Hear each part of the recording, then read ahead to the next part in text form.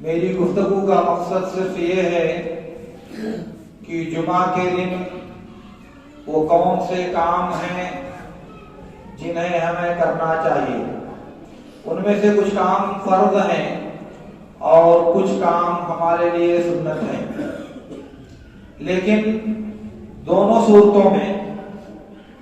اللہ اور اس کے رسول صلی اللہ علیہ وسلم کا ہم سے اس بات کا تقاضا ہے کہ ہم اسے پورا کریں اور اسے بجا لائیں۔ اس میں سے ایک بات یہ جاننے کی ہے، جیسا کہ عبداللہ بن عمر رضی اللہ تعالیٰ عنہما کی روایت صحیح مسلم میں ہے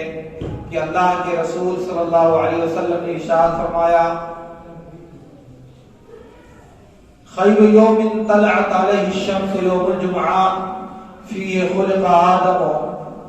وفیہ انزل وفیہ تقوم الساعۃ۔ کہا کہ جمعہ کا دن سب سے بہتر اور برتر دن ہے، اسی دن آدم علیہ السلام کو پیدا کیا اور اسی دن انہیں زمین پر اتارا گیا، اور بعض دوسری حدیثوں میں ہے کہ اسی دن ان کی وفات ہوئی اور اسی دن قیامت قائم ہوگی۔ ابو داؤد کی ایک دوسری روایت میں ہے کہ اللہ کے نبی صلی اللہ علیہ وسلم نے فرمایا، قیامت جمعہ کے دن قائم ہوگی، اسی لیے انسان اور جنات کو چھوڑ کر دنیا کی ساری چیزیں جمعہ کے دن سے خوف کھاتی ہیں۔ فرشتے، جانور، چرند و پرند، سمندر، پہاڑ، سبزے، یہ ساری چیزیں اللہ کے نبی صلی اللہ علیہ وسلم نے کہا کہ جمعہ کے دن سے خوف کھاتی ہیں، انہیں ڈر ہوتا ہے کہ کہیں آج قیامت نہ قائم ہو جائے۔ تو جمعہ کا دن وہی دن ہے جس دن اللہ رب العالمین قیامت قائم کرے گا، اس لیے جمعہ کے دن ہماری یہ حاضری اور جمعہ کے دن مسجد میں ہمارا یہ اجتماع ایک بڑے اجتماع کی یاد دہانی اور اس کی تذکیر ہونا چاہیے، کیوں اسی دن جب قیامت قائم ہوگی تو اسی دن قیامت قائم ہونے کے بعد اسی دن سارے کے سارے لوگ میدان محشر میں اکٹھا اور جمع کیے جائیں گے۔ تو میدان محشر میں جو حاضری ہے ہماری جو بھیڑ اکٹھا ہوگی، اس کا ایک ہلکا سا مظہر جمعہ کی شکل میں اللہ رب العالمین نے ہم مسلمانوں کو اجتماع اور اکٹھا ہونے کا حکم دیا ہے۔ اس لیے یہ ہماری حاضری قیامت کی یاد دلانی چاہیے، کیونکہ جمعہ کا دن وہی ہے جس میں اللہ رب العالمین قیامت قائم فرمائے گا، اس لیے یہ بات یاد رہنی چاہیے۔ اس کے بعد دوسری ضروری چیز یہ ہے کہ جمعہ کا غسل کیا جائے جو ہمارے اوپر فرض ہے، اور اس کے بعد مسواک کیا جائے جو ہمارے اوپر فرض ہے، اور اگر میسر ہے تو خوشبو لگائی جائے جو ہمارے اوپر فرض ہے۔ اگر اپنے پاس خوشبو نہیں ہے تو گھر میں اہلیہ اور بچوں کی جو خوشبو ہے اسے استعمال کیا جائے، اور اگر وہ بھی میسر نہیں ہے تو اللہ کے نبی صلی اللہ علیہ وسلم نے کہا کہ اگر قدرت نہیں ہے، استطاعت نہیں ہے تو وہ متروک ہے، لیکن استطاعت کی صورت میں یہ تین اعمال اللہ کے نبی صلی اللہ علیہ وسلم نے بیان فرمائے ہیں۔ صحیح مسلم کی روایت میں ہے اللہ کے نبی صلی اللہ علیہ وسلم نے کہا، غسل یوم الجمعہ واجب علی کل محتلم والاستنان وان یمس من طیب ان وجد۔ کہا جمعہ کے دن کا غسل ہر بالغ پر فرض ہے، اور مسواک کرنا، استنان کے معنی مسواک سے دانت کو رگڑنا، اور خوشبو لگانا اگر اس کے پاس میسر ہے تو۔ عبداللہ بن عباس رضی اللہ تعالیٰ عنہ کہتے ہیں، جیسا کہ صحیح بخاری کی روایت میں ہے، رہی بات غسل کی تو وہ تو فرض ہے، اور رہی بات خوشبو لگانے کی یا مسواک کرنے کی تو مجھے نہیں معلوم، مگر حدیث میں اسی طرح سے ہے۔ اسی طرح کی بات عمرو بن دینار رحمت اللہ علیہ نے بھی کہی ہے، رہی بات غسل کی تو جمعہ کے دن کا غسل فرض ہے، اور رہی بات خوشبو لگانے کی اور مسواک کرنے کی تو مجھے نہیں معلوم، مگر حدیث میں اسی طرح ہے۔ اس کا مطلب یہ ہوا کہ ان تین چیزوں کا حکم اللہ کے نبی صلی اللہ علیہ وسلم نے حدیث میں ایک ساتھ دیا ہے، اور قاعدہ یہ ہے کہ جو چیزیں ایک ساتھ ذکر کی جائیں حکم میں ساری چیزیں برابر ہوتی ہیں۔ اس لیے جمعہ کے دن کا غسل ہر بالغ مرد پر، یعنی جس پر جمعہ فرض ہے اس پر فرض ہے کہ وہ غسل کرے، اور پھر اگر اس کے پاس میسر ہے تو خوشبو لگائے اور مسواک کرے۔ اگر فجر کے وقت ہونے کے بعد آپ جو مسواک کرتے ہیں، برش کرتے ہیں، وہ مجھے امید ہے کہ اس مسواک کے حکم کو پورا کرے گی اور وہ آپ کے لیے مسواک کی طرف سے کافی ہوگی۔ اور پھر اس کے بعد سنت ہے کہ انسان غسل کر کے تیاری کرنے کے بعد جلدی مسجد میں پہنچے، جلدی جمعہ کے لیے مسجد میں آئے، کیونکہ اگر جلدی آئے گا تو اسی کے اعتبار سے وہ زیادہ اجر اور زیادہ ثواب کا مستحق ہوگا۔ بخاری کی روایت میں ہے اللہ کے رسول صلی اللہ علیہ وسلم نے ارشاد فرمایا المحجر یوم الجمعہ کمن قدم بدنا ومن اتى بعد ذلك فكمن قدم بقرہ، اور اس نے ترتیب کے ساتھ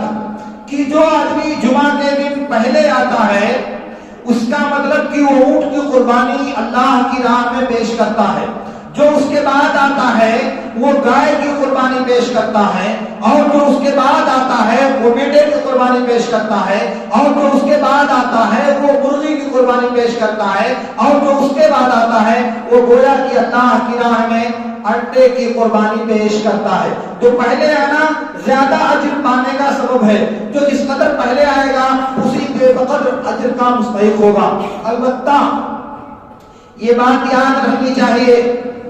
عوف بن عوف رضی اللہ تعالیٰ عنہ کی روایت میں، اسی طرح ابو سعید خدری اور بعض دوسرے صحابہ کرام کی روایت میں، سنن نسائی اور سنن ابی داؤد میں بسند صحیح مروی ہے، اللہ کے رسول صلی اللہ علیہ وسلم نے فرمایا الجمعۃ 12 ساعۃ،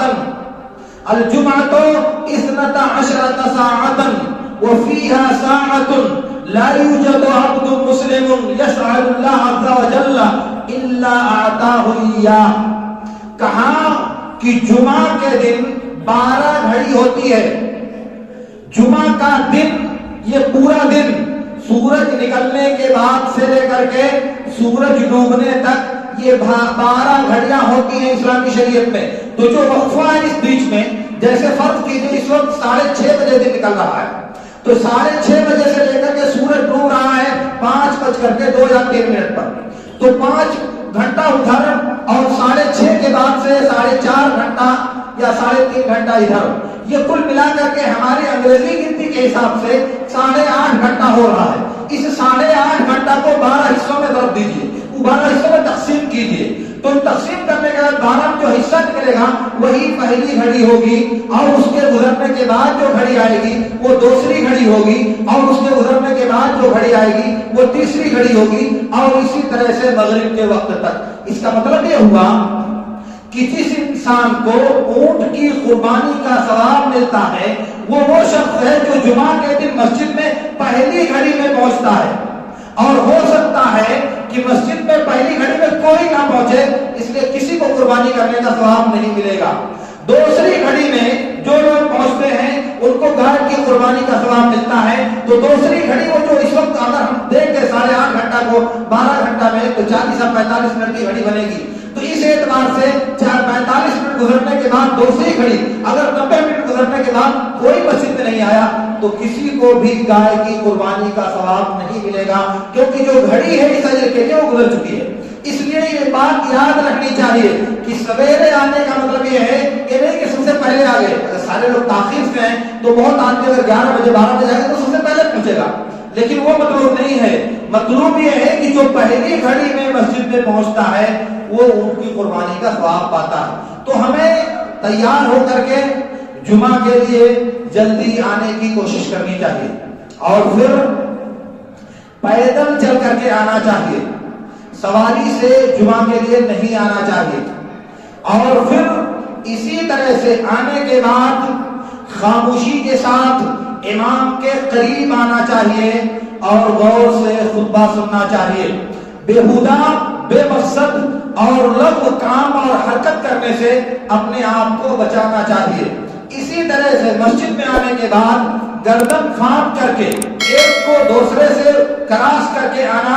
پیچھے آئے اور آگے کراس کر کے آگے آ رہے ہیں، یہ جائز نہیں ہے۔ اللہ کے نبی صلی اللہ علیہ وسلم نے ایک آدمی کو دیکھا، وہ ناک کر یعنی پھاڑ کر کے آ رہا ہے، تو آپ نے کہا اجلس فقط آذیت، بیٹھ جاؤ، تم نے دوسروں کو تکلیف دیا ہے۔ تو ایک بات تو یہ کہ جمعہ کے دن تاخیر سے آتے ہیں تو آپ پیچھے بیٹھیں گے، دوسروں کو کراس کر کے آپ آگے آنا آپ کے لیے درست نہیں ہے بلکہ ناجائز ہے۔ دوسری بات ہے کہ جب آپ جمعہ میں آئے تو دو آدمی بیٹھے گا، ان کے درمیان آپ تفریق نہیں کر سکتے۔ وَلَا يُفَرِّقُ بَيْنَ اثْنَيْنِ، مسجد میں آئے تو دو آدمی جو بیٹھے ہیں تھوڑا ادھر جاؤ تھوڑا ادھر ہو جاؤ، یہ جائز نہیں ہے۔ تیسری چیز،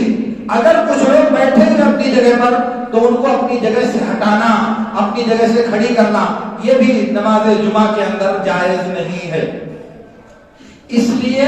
یہ کام ہم سے مطلوب ہے کہ یہ سب کام ہم کریں۔ اسی لیے اللہ کے نبی صلی اللہ علیہ وسلم نے ارشاد فرمایا، جیسا کہ سنن ابن ماجہ وغیرہ کی روایت میں ہے،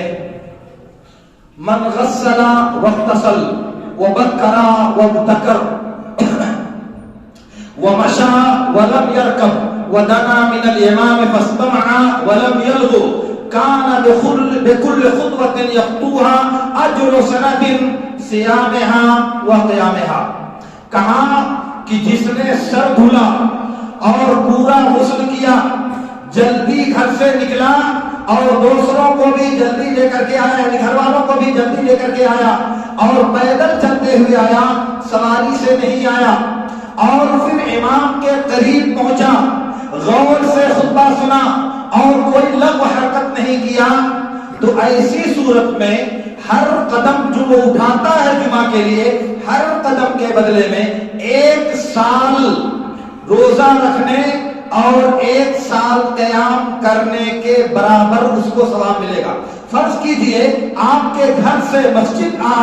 تک آنے میں آپ 100 قدم چل کر کے آ رہے ہو۔ 100 قدم چلنے کا مطلب یہ ہوا کہ 100 سال کی عبادت کا ثواب آپ کو صرف اس لیے ملے گا کہ آپ نے یہ 6 اور 7 کام کیے جو نبی صلی اللہ علیہ وسلم نے اس حدیث میں بیان کیے ہیں۔ آپ نے سر دھلا، غسل کیا، جلدی نکلے، دوسروں کو جلدی لائے، اور اس کے بعد آئے، شانتی کے ساتھ امام کے قریب ہوئے، غور سے خطبہ سنا اور کسی بےہودہ بات سے اپنے آپ کو بچایا، اور پیدل چل کر کے آئے۔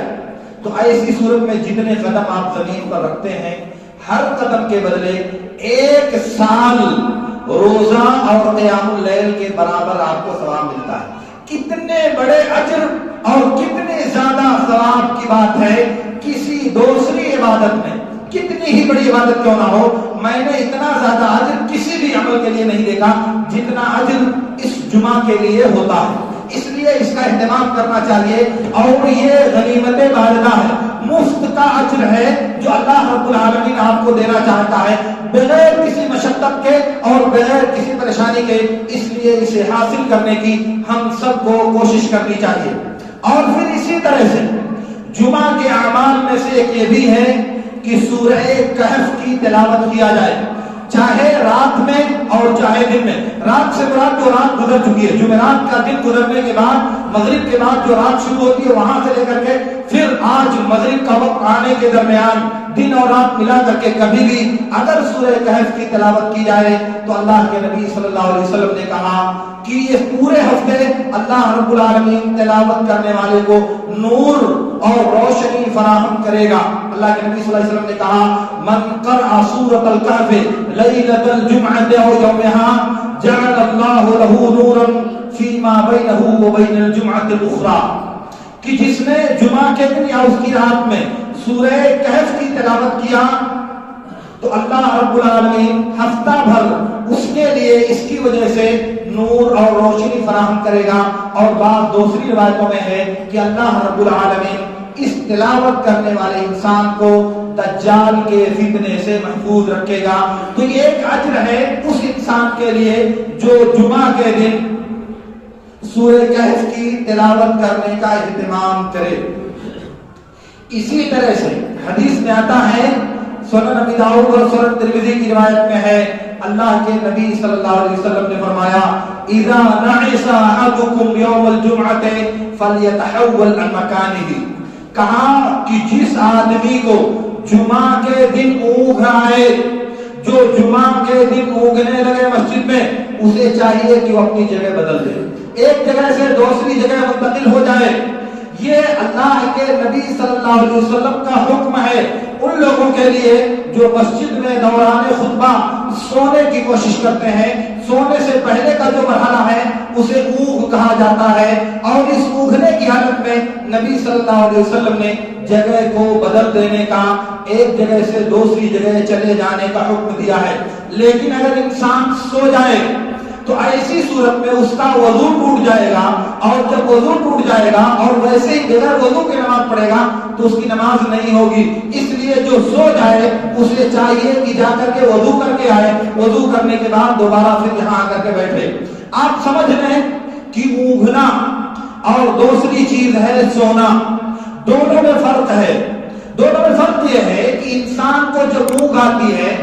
تو ظاہری چیزوں کے احساس سے غافل نہیں ہوتا، صرف معنوی اور باطنی چیزوں کے احساس سے غافل ہو جاتا ہے، اور سونے والا تو دونوں سے غافل ہوتا ہے۔ اس کو آپ سمجھ، جیسے میں خطبہ دے رہا ہوں، ابھی بول رہا ہوں، میں اونگنے والا میری بات سنے گا لیکن اس کو یہ سمجھ میں نہیں آئے گا کہ میں کیا کہہ رہا ہوں۔ تو ظاہری بات آواز تو سن رہا ہے لیکن آواز میں بات کیا کہی جا رہی ہے، اس کا مطلب کیا ہے، وہ اس کو نہیں سمجھتا۔ اگر اس مرحلے میں ہے تو وہ اونگنا ہے، اور اگر اس سے آگے گیا کہ آواز بھی اس کو سنائی نہیں دے رہی ہے اور وہ خراٹا لے رہا ہے تو وہ سونا ہے، اور سونے والے کا وضو ٹوٹ جاتا ہے۔ اللہ کے نبی صلی اللہ علیہ وسلم نے کہا، جیسا کہ ابو داؤد اور احمد وغیرہ کی روایت میں ہے، علی بن ابی طالب اور معاویہ بن ابی سفیان رضی اللہ تعالی عنہما دونوں سے مروی ہے بسند حسن، ومن نام فلیتوضا، جو سو جائے اسے چاہیے کہ وہ وضو کرے۔ تو سونا یہ نیند کو نیند یہ وضو کو توڑنے کا سبب ہے۔ میں عرض کر رہا تھا کہ دوران خطبہ جمعہ اگر کسی کو اونگ آتی ہے تو اسے چاہیے کہ وہ اپنی جگہ سے دوسری جگہ منتقل ہو جائے، لیکن اگر اس سے آگے بڑھ جاتا ہے انسان، جیسا کہ عام طور سے ہمارے ہاں خطبوں کے بیچ میں ہوتا ہے کہ بہت بڑی آبادی امام خطبہ دیتا ہے اور مقتدی صاحب بجائے اس کے کہ اسے غور سے سنیں آرام کی نیند لے رہے ہوتے ہیں، ان کو خبر نہیں ہوتی کہ مولوی صاحب نے کیا کہا نہیں کہا، کچھ بھی پتا نہیں ہوتا۔ تو ایسی صورت میں ان لوگوں پر اپنے وضو کا اعادہ، دوبارہ وضو کرنا فرض ہے، اور اگر وہ ایسے ہی نماز پڑھ لیتے ہیں کہ کون جائے گا وضو کرنے، تو ان کا جمعہ نہیں ہوگا، کیونکہ بغیر وضو کے نماز نہیں ہوتی۔ یہ تھوڑی سی شرم اور تھوڑی سی حیا کہ کیسے جائیں گے وضو کرنے، لوگ کیا کہیں گے، یہ انسان کو برباد کر دینے کا سبب ہے، کیونکہ نماز نہیں، اجر ہے آپ کا۔ اس کے بعد اس دن اللہ رب العالمین نے ان 12 گھڑیوں میں ایک گھڑی ایسی رکھی ہے جس میں اگر کوئی بھی چیز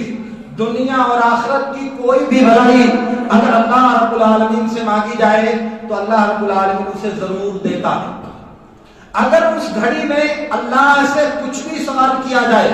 اللہ رب العالمین اس سوال کو قبول کرتا ہے، بشرط یہ ہے کہ وہ گھڑی انسان کو ملنی چاہیے جس گھڑی میں اللہ رب العالمین ایسا کرتا ہے۔ اس بارے میں اگر اہل علم کے اقوال دیکھے جائیں تو مجھے لگتا ہے تقریباً 46 قول ہیں اہل علم کے کہ وہ گھڑی کون سی ہے، اور ان میں سب کو حافظ بن حجر میں فتح الباری میں ذکر کیا ہے، لیکن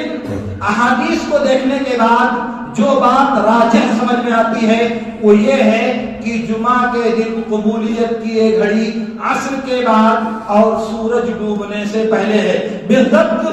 12 گھڑیوں میں سے جو 12ویں گھڑی آخری گھڑی مغرب سے پہلے وہی ساعت اجابت ہے جس میں اللہ رب العالمین بندے کی دعا کو قبول کرتا ہے۔ اس کے لیے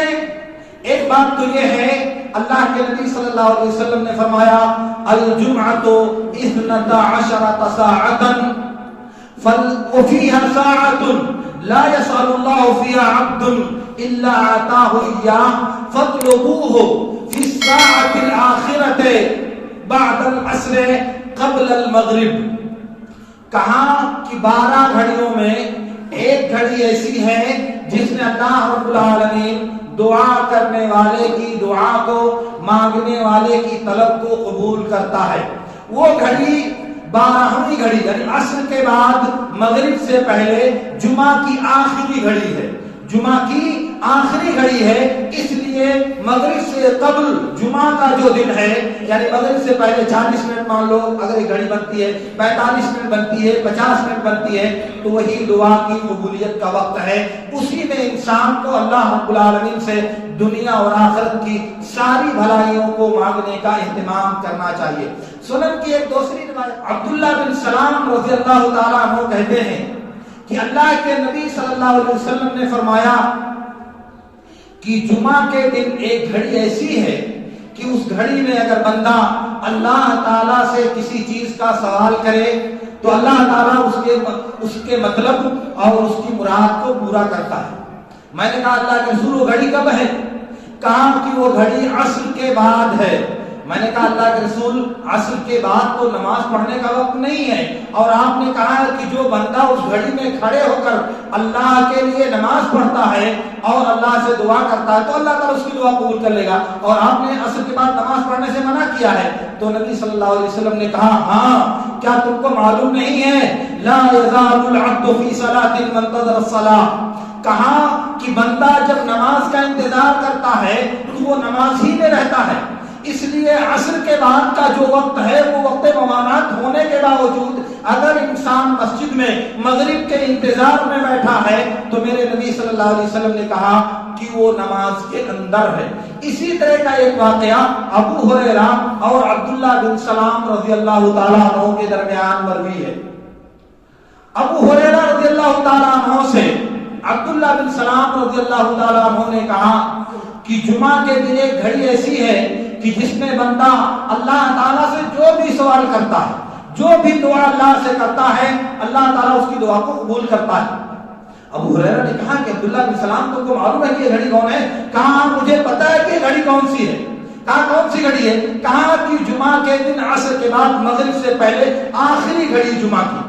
کہا تم کو یہ کیسے معلوم؟ اللہ کے نبی صلی اللہ علیہ وسلم نے عصر کے بعد نماز پڑھنے سے منع کیا ہے. پھر اس وقت نماز پڑھنے کی بات کیسے آئے گی کہ بندہ اس گھڑی میں کھڑے ہو کر اللہ کے لیے نماز پڑھتا ہے اور پھر اللہ تعالیٰ سے دعا کرتا ہے. تو عبداللہ بن سلام نے کہا کہ ابو ہریرہ تم کو معلوم نہیں کہ بندہ جب مسجد میں بیٹھا ہوتا ہے اور صرف نماز کے انتظار میں بیٹھا ہوتا ہے لا يحبسه الا الصلاۃ صرف نماز پڑھنا اس کا مقصد ہوتا ہے تو وہ برابر مسلسل نماز کے اندر رہتا ہے.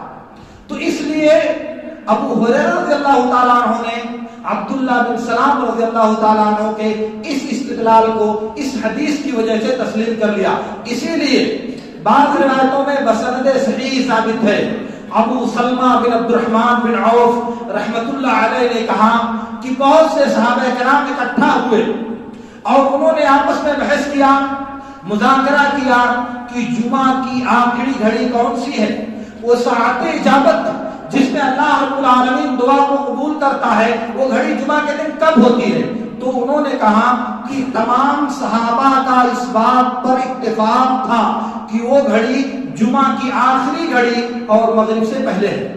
جمعہ کی آخری گھڑی اور مغرب سے پہلے ہے. تو میں کہنا یہ چاہ رہا تھا کہ جمعہ کے دن یہ گھڑی اللہ رب العالمین نے ہم انسانوں کو دیا ہے اس لیے کہ اگر اللہ رب العالمین سے ہم سوال کرنا چاہیں اللہ رب العالمین سے ہم مانگنا چاہیں تو اس گھڑی میں جستجو کر کے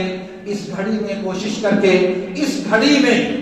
اپنے وقت کی اپنی راحت کی اپنی چاہت کی اپنی تجارت کی اپنی خواہشات کی ذرا سا قربانی دے کر کے رب سے اپنی مراد کو مانگ کر اسے حاصل کر سکتے ہیں. رب کے درمیان میں کے دربار میں عاجزی کے ساتھ اپنا مدعا اور اپنا مطلوب رب سے پا سکتے ہیں بشرط یہ ہے کہ یہ وقت ضائع کرنے کے بجائے دوسری جگہوں میں گپ میں فالتو چیزوں میں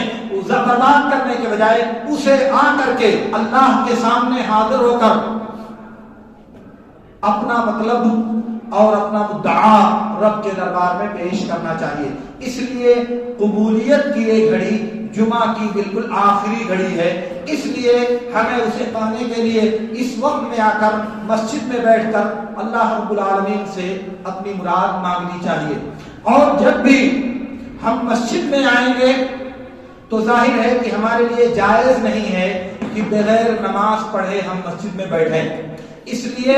دوران خطبہ جمعہ جس وقت گفتگو کرنا بات کرنا، کوئی بھی عمل انجام دینا، اشارہ کرنا، عبث کام کرنا، ان سب چیزوں سے منع کیا گیا ہے، جائز نہیں ہے۔ لیکن اگر انسان مسجد میں داخل ہوتا ہے تو اس پر فرض ہے کہ وہ بیٹھنے سے پہلے 2 رکعت نماز پڑھے، اور اگر بیٹھ گیا ہے اور امام صاحب نے دیکھا کہ وہ بیٹھ گیا ہے تب امام صاحب پر فرض ہے کہ وہ اس کو حکم دیں کہ وہ کھڑے ہو اور 2 ہلکی رکعتیں پڑھ لو۔ صلی رکعتین خفیفتین، دوسرا لفظ ہے صلی رکعتین وتجوز فیہما۔ یہ دوران خطبہ اسی لیے اللہ کے نبی صلی اللہ علیہ وسلم نے تاکیدی حکم دیا ہے۔ اور جب سلیح غطفانی کو دیکھا کہ مسجد میں آئے بیٹھ گئے، کہا نماز پڑھی تھی؟ کہا نہیں، کہا کھڑے ہو کر کے 2 رکعت نماز پڑھ لو اور ہلکی 2 رکعت نماز پڑھو۔ تو اسی طرح سے اگر بعد میں آتا ہے، یعنی مغرب سے 1 گھنٹہ 40 منٹ 50 منٹ پہلے، تو مسجد میں آنے کے بعد پہلے 2 رکعت نماز پڑھے گا، پھر اس کے بعد بیٹھے گا، پھر رب سے مناجات، رب سے دعا اور رب سے اپنی مراد مانگنے کی کوشش کرے گا کہ اللہ رب العالمین اس کی دعا کو قبول کرنے کا وعدہ کر چکا ہے۔ واللہ لا یخلف المیعاد، اللہ کبھی وعدہ خلافی نہیں کرتا، بس شرط یہ ہے کہ مانگنے کا سلیقہ ہمیں آنا چاہیے، مانگنے کا ہنر ہمیں آنا چاہیے، ورنہ اللہ رب العالمین کے ہاں نہ تو کوئی کمی ہے اور نہ ہی کوئی عجز ہے اور نہ ہی کوئی نقص ہے، بلکہ کائنات کا ذرہ ذرہ، کائنات کا ذرہ ذرہ رب العالمین کی قدرت اور اس کی مرضی کے تابع ہے۔ اور اگر اس نے کہا کہ اگر دنیا کے سارے لوگ، انسان اور جنات، ساری مخلوقات ایک میدان میں نکل کر سب اپنی اپنی مراد اللہ تعالیٰ سے مانگیں اور سب کو اللہ تعالیٰ دے دے، اللہ تعالیٰ کہتے ہیں کہ میری بادشاہت میں ذرا بھی کمی نہیں ہے، میرے اقتدار میں کچھ بھی نقص پیدا نہیں ہوگا، اگر میں ساری مخلوقات کے سوال کو پورا کر دوں تب بھی میرے کو کوئی فرق نہیں پڑے گا۔ میں آپ سے کرنا چاہ رہا تھا کہ آپ مانگیں، یہ مت سمجھیں کہ یہ تو بہت زیادہ ہو جائے گا، یہ تو ایسا ہو جائے گا، نہیں، آپ جتنا تصور کرتے ہو اس سے کئی ارب گنا زیادہ اللہ رب العالمین کی قدرت اور اللہ رب العالمین کی عظمت ہے۔ آپ کبھی سوچیں؟ بہرحال اللہ رب العالمین سے میری دعا ہے کہ اللہ رب العالمین ہمیں ان باتوں کو سمجھنے اور ان پر عمل کرنے کی توفیق عطا فرمائے۔ وآخر دعوانا ان الحمد للہ رب العالمین۔